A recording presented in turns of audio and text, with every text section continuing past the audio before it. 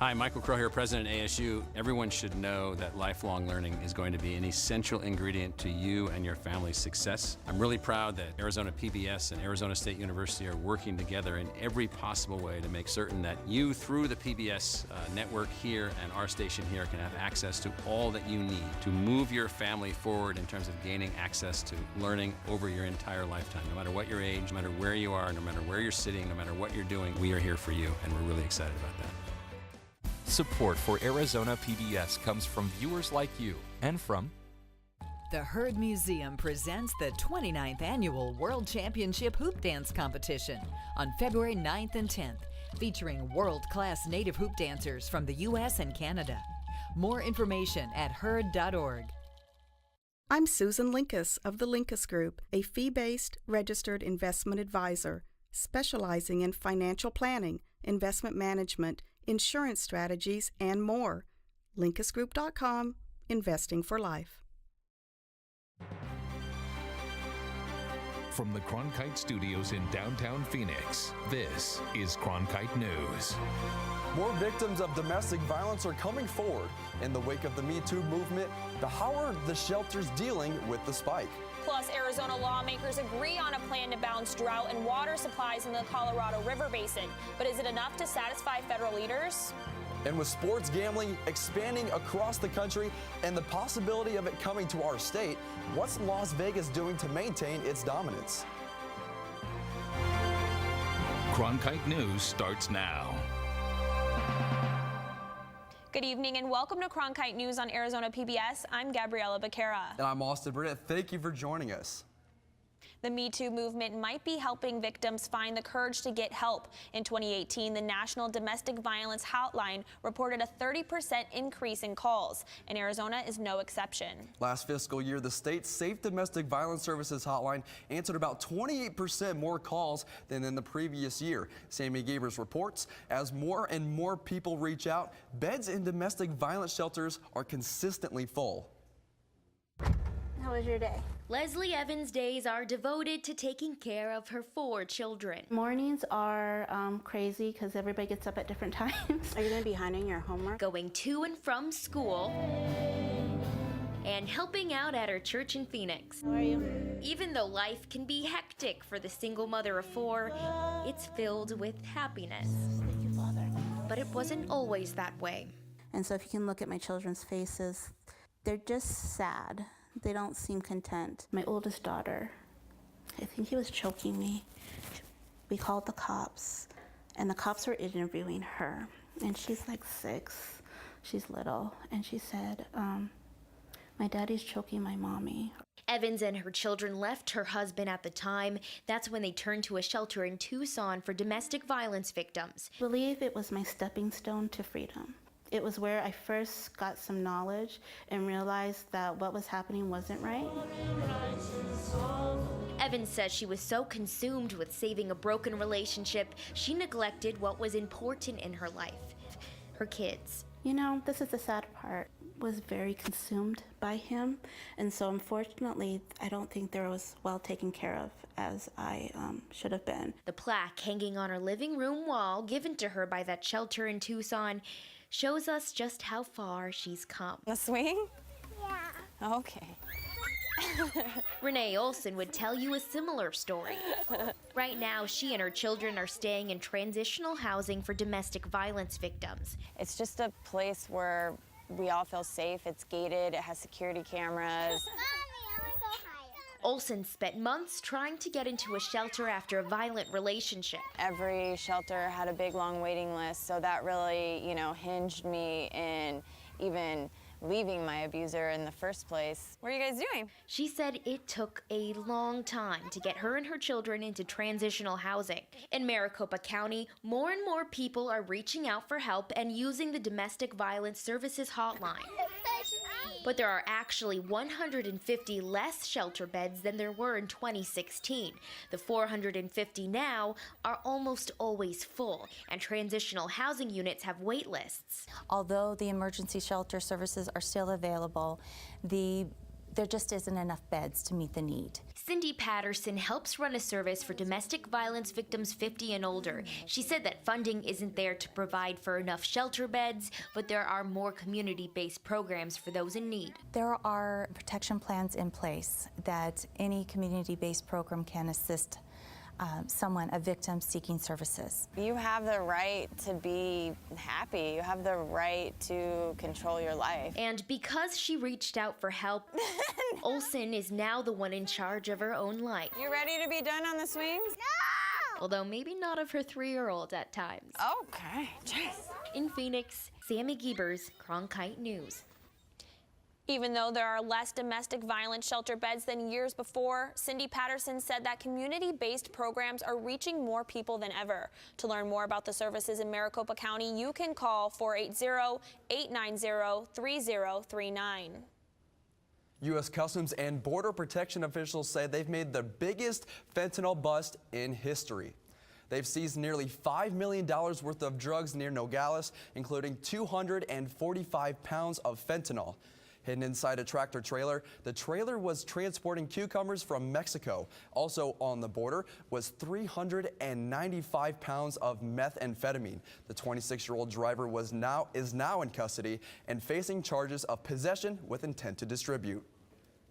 1 kilogram of fentanyl produces 1 million fatal doses. Our CBP officers were able to stop an enormous amount of opioids. The federal government says more work needs to be done to ensure the future of water in the Colorado River. That's despite Arizona lawmakers signing off on a multi-state drought plan last night to make sure water levels at Lake Mead and along the river don't hit critical lows. Cronkite News reporter Lillian Donahue has the latest. We are getting closer, but we are still not done. That's what Federal Bureau of Reclamation Commissioner Brenda Berman said this morning on a call with reporters about the status of the drought contingency plan. Last night, Arizona legislators passed the plan that aims to combat water shortages across the Colorado River and invest in sustainable infrastructure. But that wasn't enough. Federal government officials say that the holdup is mainly in California, where negotiations continue. Arizona also has some loose ends to tie up with local and tribal officials. The government is prepared to step in, something both water experts and the Bureau's commissioner says is not ideal. The kind of the last thing we want is uncertainty. It's always better in water to kind of have control over your destiny than rely on a person who runs a federal agency to call the shots. We are highly concerned that continued delays regarding adoption of the DCPs inappropriately increases risk for all that rely on the waters of the Colorado River. The Bureau of Reclamation has already started to plan by asking for input from the governors of the 7 states in the Colorado River Basin. If California and Arizona don't finalize negotiations and completely sign on to the drought contingency plan by March 4th, the government will take over the process. In the broadcast center, Lillian Donahue, Cronkite News. This month marks 100 years since the Grand Canyon was named a national park. However, with another government shutdown looming, the centennial celebration might be in jeopardy. President Donald Trump has said the next shutdown could start before President's Day weekend. That's only 1 week before the Grand Canyon's main centennial celebration, scheduled for February 26th. The pressure of preparing for a shutdown while trying to clean up from the previous one could lead to a cancellation. Reservations for Havasupai Falls camp spaces opened today, sparking a social media firestorm, and many took to Twitter saying they're unhappy with the new reservation system. Claudia in Flagstaff tweeted, "Made it through the processing payment page after 41 minutes, and then the website crashes. Will I ever go to Havasupai?" Abraham posted this GIF with the caption, "I don't know, guys. I don't know how much longer I can do this. I'm starting to feel the despair setting in." Carmelisa shared this same sentiment, saying, "Havasupai open registration got me like this." And finally, Jess got to do a little bragging after the site worked for her, tweeting, "Finally got reservations for Havasupai." Arizona has thousands of old mines that have been abandoned. But as Cronkite News reporter Cammie Clark explains, bats and other animals use these mines as homes. So the challenge is to preserve their habitat while also keeping people safe. It's no easy task to build gates for mines. Let's say the bats are using the site and you want to protect the wildlife also. Then we build grates Basically, it's like a steel with, usually it's a 6-inch gap between the bars. 6 inches is a nice size for flying for certain species of bats that live in Arizona. And this makes Joel Diamond happy. He researches bats that live in abandoned mines. In Arizona, we have 28 bat species, and we manage these abandoned mines as bat habitat. Unfortunately, some of these abandoned mines are also a public nuisance. They're also dangerous features. Since 1969, at least 35 people have died in abandoned mines in Arizona. That's according to the Arizona State Mine Inspector's Office. Diamond says these old mines are often unstable and have bad air quality. Signs like this help warn of the dangers, but they don't keep everyone out.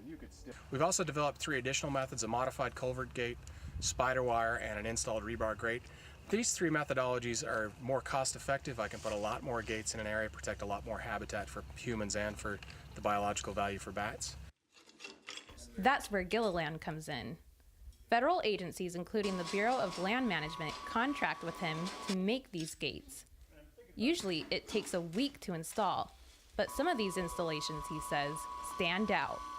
We did some by Buckeye where we had killer bees attacking us while we're building the gates, so we're wearing complete bee suits while we're building the gates. That happened also south of Tucson, too. But Diamond says these risks are worth it because bats play a key role in Arizona's ecosystem.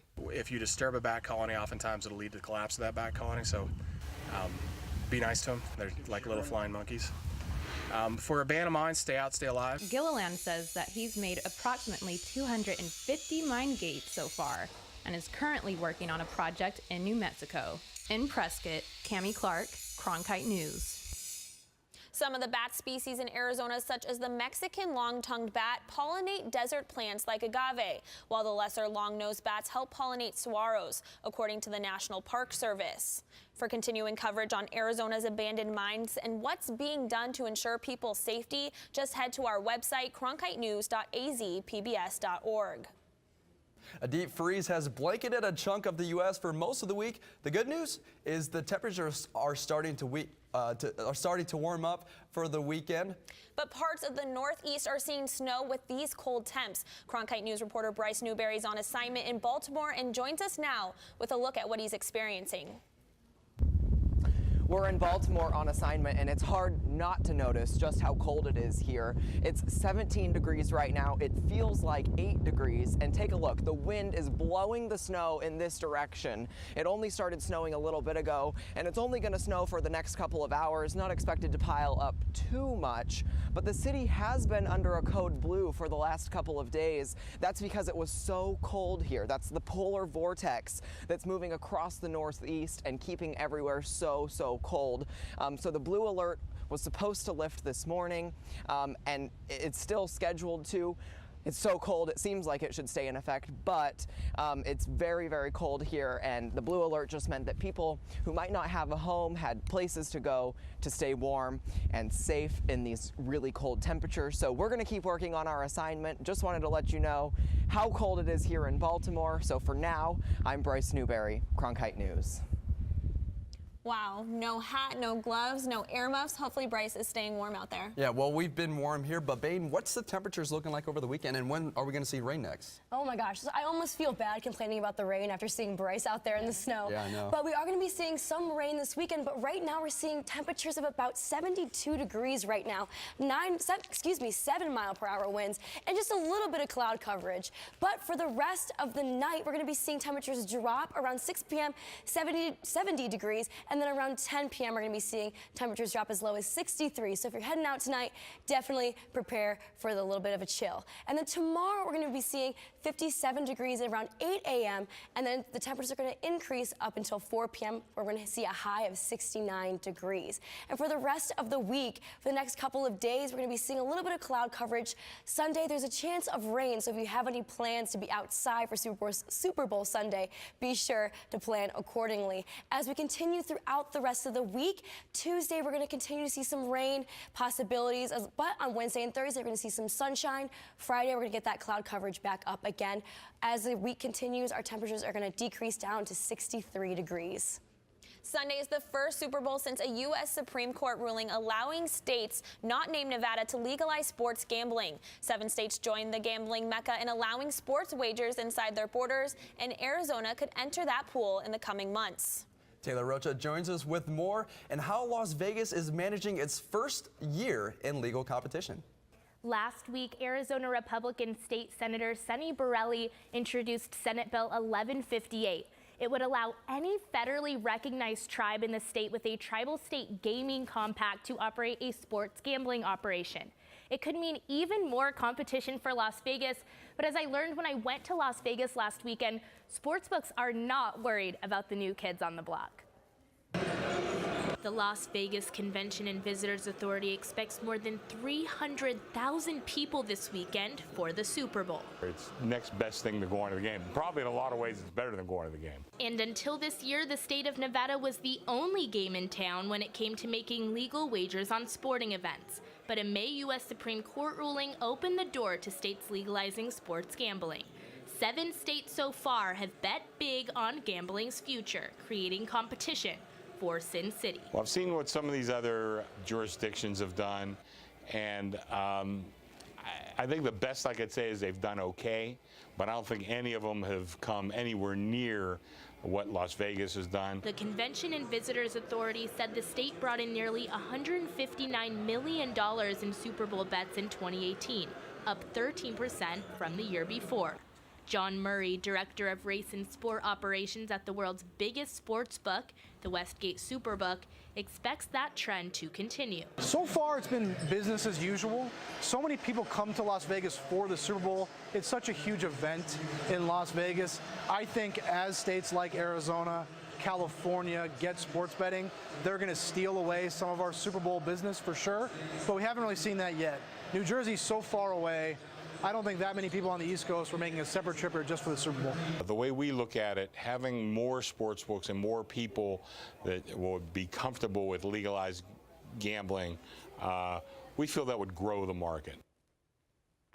Ben Miller, the president and CEO of the American Gaming Association, said, quote, "The interest in legal regulated sports betting in the United States has never been higher, and a survey conducted by Morning Consult backs him up. 1 in 10 American adults plan to bet on Sunday's game, projecting a record $6 billion in Super Bowl wagers, $1 billion more than last year."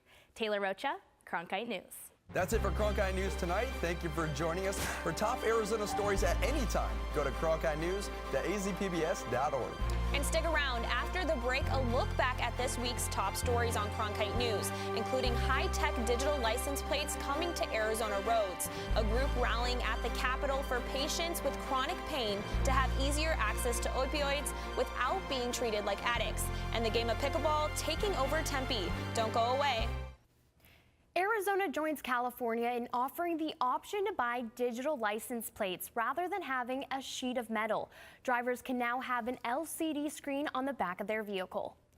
Reporter Gabrielle Bacara tells us more about the functionality of digital license plates.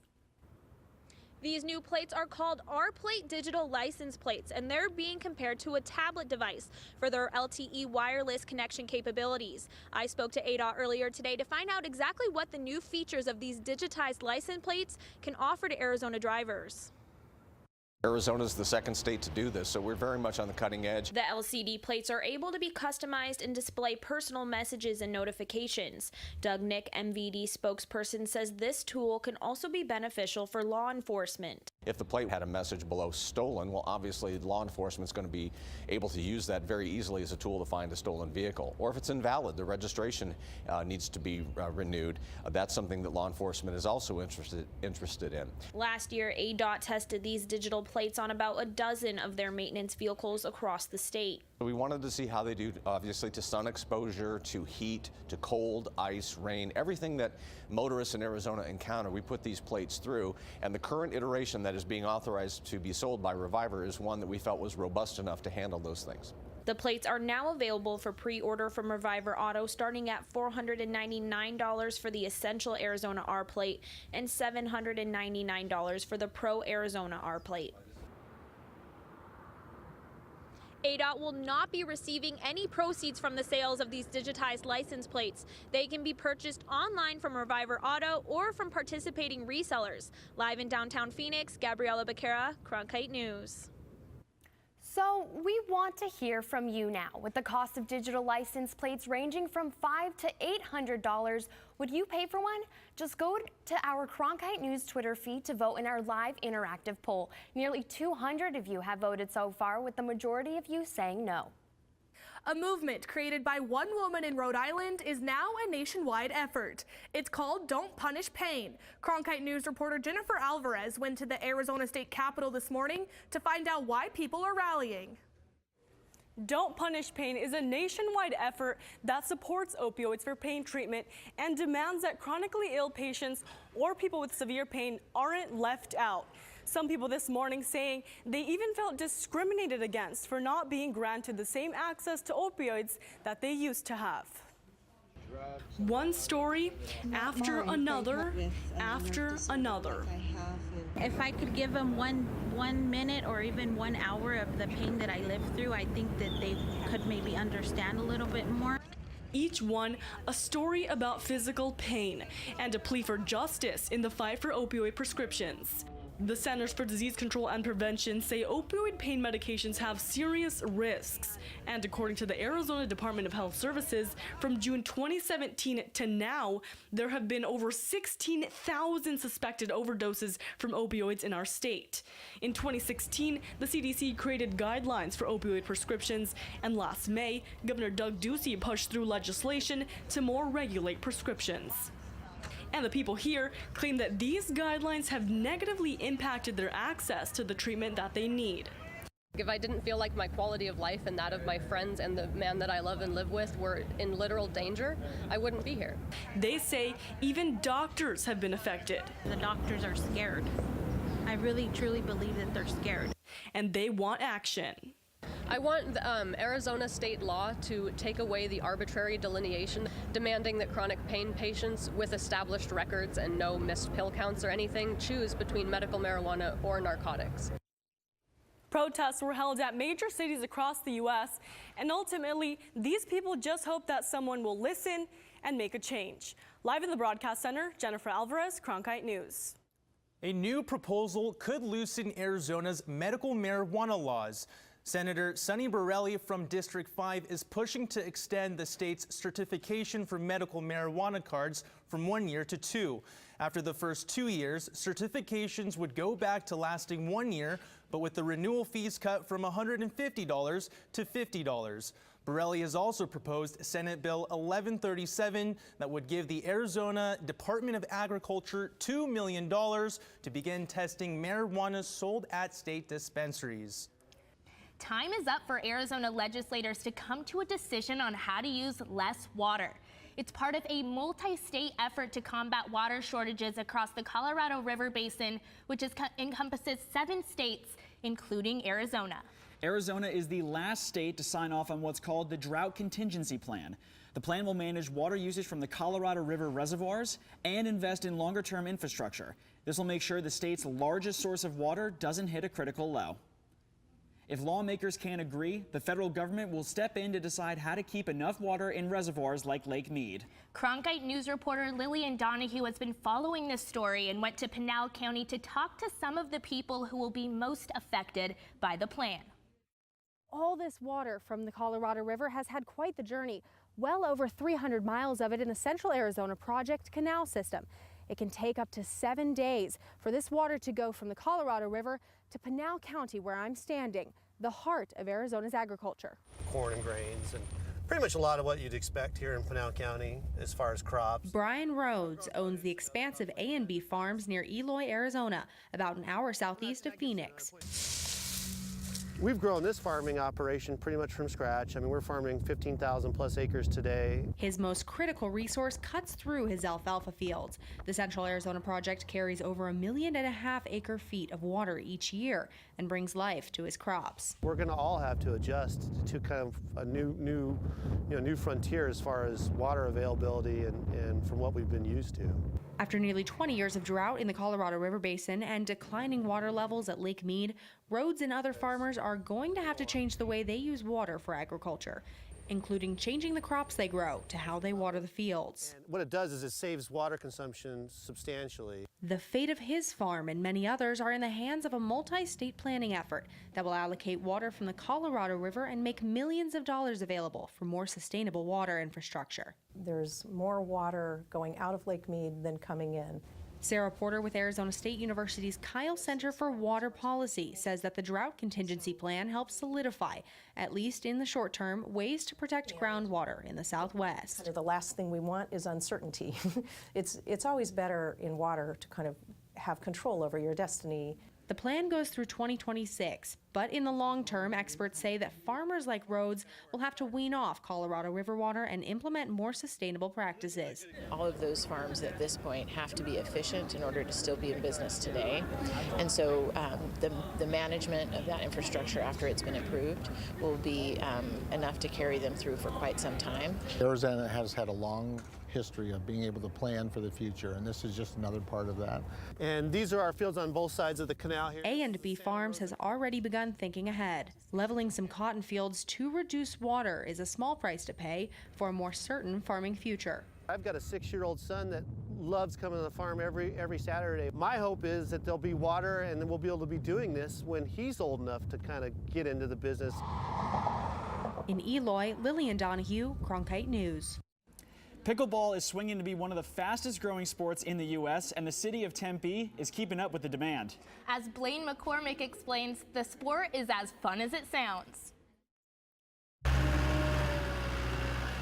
It may be just a construction zone, but in a few months, this concrete slab will be this, courts for pickleball. We have a lot of residents that are asking for pickleball courts. We have a lot of our residents that play pickleball, that love pickleball. It really is a community that's growing. According to a 2018 report from the Sports and Fitness Industry Association, over 3 million Americans participated in pickleball, an 11.3% rise from last year. I just have so much fun playing it. I've played lots of other racket sports for the last 30 years, but I'm having more fun playing pickleball than I've ever had playing any other racket sport. Pickleball is growing in popularity that even I'm going to get in on the action. And especially with this sport, it's easy to maneuver. And the best thing is, pickleball is adaptable for everyone to play, but I might need some more practice. I was playing in Bend, Oregon a couple years ago. This gentleman resurfaced the tennis court and changed it into a pickleball court, and now all his neighbors are playing, including when we were there, we saw one guy wearing an oxygen tank on his back playing pickleball. When the project is complete, the Tempe Sports Complex will feature 8 public pickleball courts, including 2 designed for players with disabilities. Quillard says the total cost to the city is $708,000. In Tempe, Blaine McCormick, Cronkite News. Support for Arizona PBS comes from viewers like you and from... Support comes from Robeson Resort Communities. It was Ed Robeson's idea, giving active adults the freedom of expression through thoughtful design inside the home and out.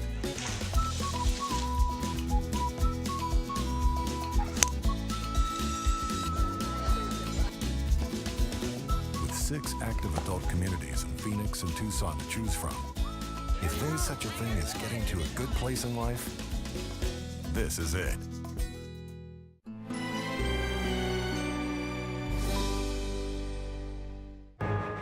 Join moderator Robert Costa when I was at the Capitol this week, and a panel of award-winning journalists. You're seeing a divided nation, and you're seeing for insights and perspective. Tonight there was a key development in the Senate. You won't find anywhere else. What a week.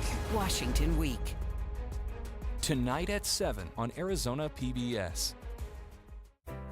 Explore new ideas and new worlds here on Arizona PBS, a community service of Arizona State University.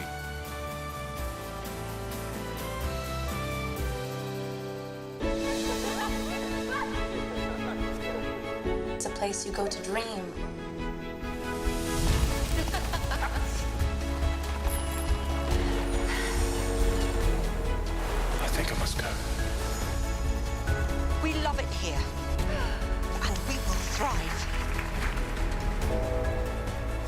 I love this place.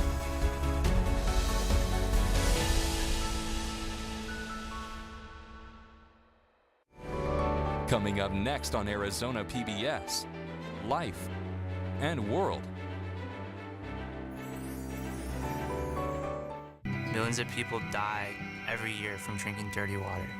I would never have felt I had the ability to do something without ASU pushing me. We built filtration systems out of local materials with the people. To see those kids drink clean water for the first time, it's the most rewarding feeling that you can ever have. I went to ASU because I wanted to change the world. The thing I never would have expected is how the world would have changed me. Support for Arizona PBS comes from viewers like you and from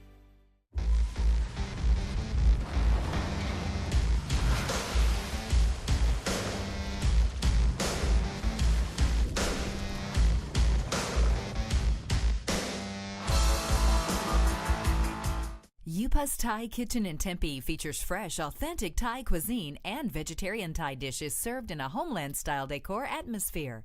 Open for lunch and dinner 7 days a week. Information at 480-839-0576. Support comes from the Arizona Renaissance Festival. The annual festival for the whole family returns to its village near Florence Junction, weekends through March 31st. Tickets and directions are available at Fry's and at renfestinfo.com.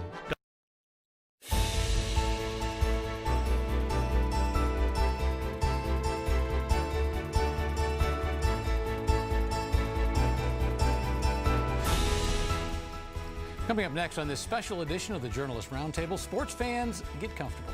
We're talking about everything from the Waste Management Phoenix Open to the Super Bowl. And what is the future of sports here in the Valley? We'll take a look at the health of Major League sports around the country and how it affects our local teams. That's all coming up on the Sports Journalist Roundtable.